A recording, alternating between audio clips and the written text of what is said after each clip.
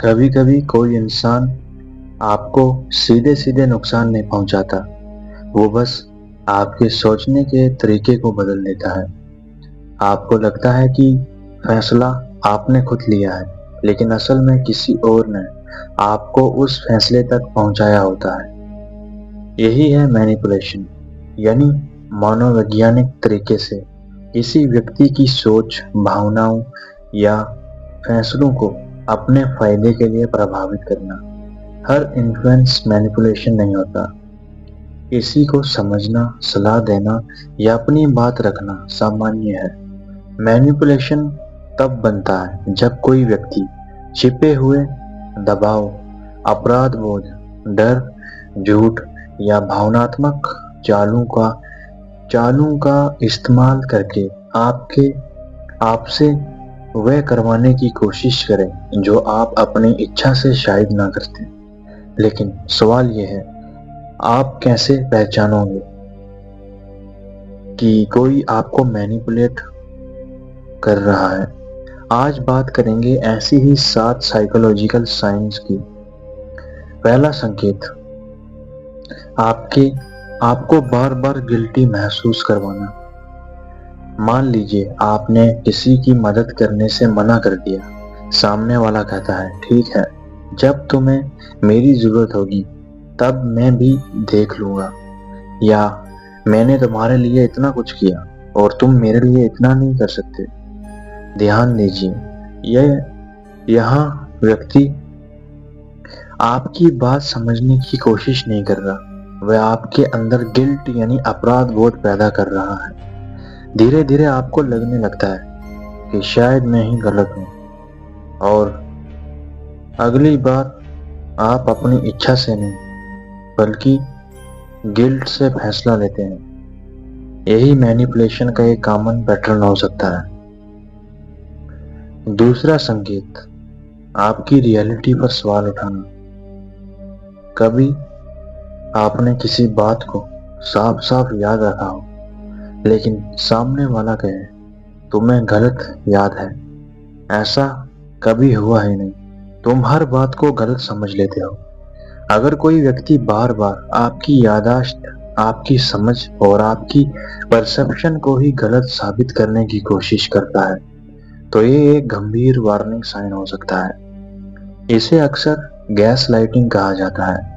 इसका असर धीरे धीरे होता है। आप हर बात पर खुद से पूछने लगते हैं, शायद गलती मेरी ही है।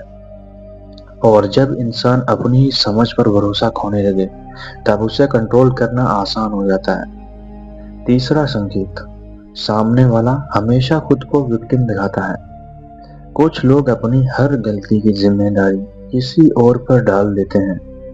आप उनसे कहते हैं तुम्हारे, या फिर आप उनसे कहते हैं तुमने मेरे साथ गलत किया, और उनका जवाब आता है, मैंने ऐसा इसलिए किया क्योंकि तुमने मुझे मजबूर किया।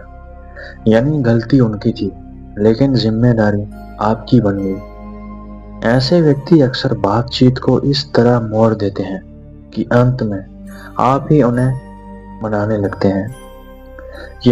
यहाँ एक बात याद रखना जरूरी है, हर परेशान इंसान मैनिपुलेटर नहीं होता।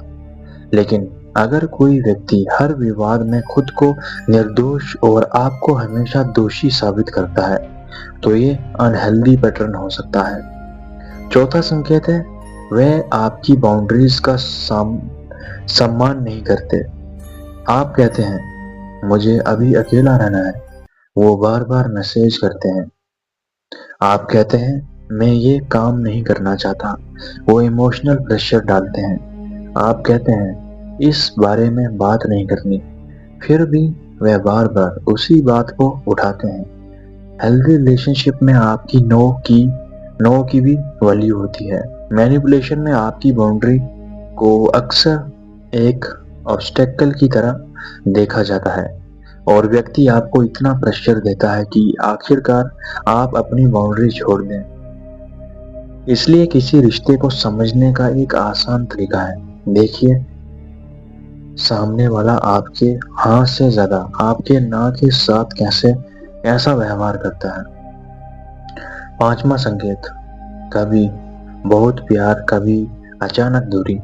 एक दिन कोई व्यक्ति आपको बहुत ज्यादा अटेंशन देता है, आपको लगता है कि आप उसके लिए बहुत खास हैं। फिर अचानक वे कोल्ड हो जाता है।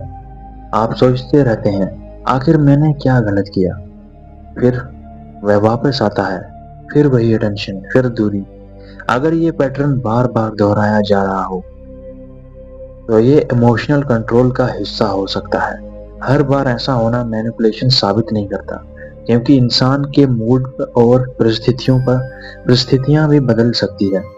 लेकिन अगर कोई जानबूझकर अटेंशन देकर और फिर वापस लेकर आपको इमोशनली डिपेंडेंट बनाने की कोशिश कर रहा है, तो ये अनहेल्दी बिहेवियर है। छठा संकेत, वह आपकी कमजोरियों को आपके खिलाफ इस्तेमाल करते हैं। जब आप किसी पर भरोसा करते हैं तो आप उसे अपनी कुछ पर्सनल बातें बताते हैं, या फिर कुछ ऐसी चीजें शेयर करते हैं जो आपने आज तक किसी के साथ नहीं की थी। आप अपने डर बताते हैं, अपनी इनसिक्योरिटीज बताते हैं, अपनी कमजोरियां बताते हैं। लेकिन अगर कोई व्यक्ति बाद में उन्हीं कमजोरियों का इस्तेमाल आपको कंट्रोल करने के लिए करे, तो सावधान हो जाइए। जैसे फॉर एग्जाम्पल, अगर तुमने मेरी बात नहीं मानी तो मैं सबको बता दूंगा। कुछ इस तरह से वो ब्लैकमेल कर सकते हैं आपको। ये आपकी किसी इनसिक्योरिटी को बार बार याद दिलाकर आपको छोटा महसूस करवाना। याद रखिए, जो व्यक्ति आपको आपके भरोसे को आपकी कमजोरी बना दे, उससे दूरी रखना कमजोरी नहीं है, ये सेल्फ रेस्पेक्ट हो सकती है। अब बात करते हैं सातवें संकेत की। वो है, हर बातचीत के बाद आप खुद को कंफ्यूज्ड और इमोशनली ड्रेन्ड महसूस करते हैं। ये सबसे इंटरेस्टिंग संकेतों में से एक है। आप किसी व्यक्ति से बात करने गए थे, अपनी बात समझाने, लेकिन बातचीत खत्म होने के बाद आपको समझ ही नहीं आता कि हुआ क्या। आपको लगता है, मैं अपनी बात कहने गया था, लेकिन आखिर में एक माफी क्यों मांग रहा हूं। यानी आप अपनी बात कहने गए थे, लेकिन आखिर में तुम माफी क्यों मांग लेते हो। बार बार ऐसा होने पर ध्यान देना जरूरी है, क्योंकि मैनिपुलेशन हमेशा किसी बड़े आर्गुमेंट की तरह दिखाई नहीं देता। कभी कभी यह बहुत सटल होता है। छोटे छोटे गिल्ट ट्रिप्स, छोटी छोटी बातें, थोड़ा इमोशनल प्रेशर, और धीरे धीरे आप अपनी जरूरतों से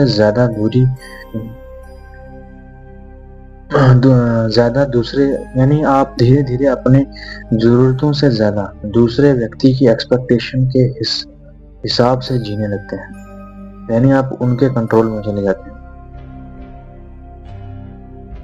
हर सेल्फिश इंसान मैनिपुलेटर नहीं होता, हर आर्गुमेंट मैनिपुलेशन नहीं होता, और हर बार किसी का डिसएग्री करना भी साइकोलॉजिकल अब्यूज नहीं है। किसी बिहेवियर को मैनिपुलेशन कहने से पहले उसका पैटर्न, इंटेंशन और उसका आप पर लगातार पड़ने वाला असर देखना जरूरी है। और सबसे जरूरी बात, किसी को मैनिपुलेट करने से रोकने का पहला कदम है अपने इमोशंस को समझना। जब कोई आपको गिल्टी महसूस करवाए तो तुरंत फैसला मत लीजिए। जब कोई आपको डराकर डिसीजन करवाए तो थोड़ा समय मांग लीजिए। जब कोई आपकी बाउंड्री का सम्मान न करे तो अपनी बाउंड्री को दोबारा स्पष्ट कीजिए। और जब आपको लगे कि कोई लगातार आपकी रियलिटी और सेल्फ वर्थ को कमजोर कर रहा है, तो किसी भरोसेमंद व्यक्ति से बात कीजिए। क्योंकि जिस दिन आपको अपनी सोच, अपनी बाउंड्रीज और अपने फैसलों पर भरोसा होने लगेगा, उसी दिन किसी दूसरे व्यक्ति के लिए आपको कंट्रोल करना बहुत मुश्किल हो जाएगा। और शायद मैनिपुलेशन को पहचानने की सबसे बड़ी कुंजी यही है। किसी दूसरे इंसान के बिहेवियर को बदलना आपके हाथ में नहीं है, लेकिन उसके बिहेवियर के जवाब में आप क्या चुनते हैं, ये आपके हाथ में जरूर है। आपकी इस बारे में क्या राय है, कमेंट सेक्शन में जरूर बताइएगा। आज की वीडियो में बस इतना ही। मिलता हूँ आपके साथ न्यू वीडियो में एक और न्यू रहस्यमय टॉपिक के साथ।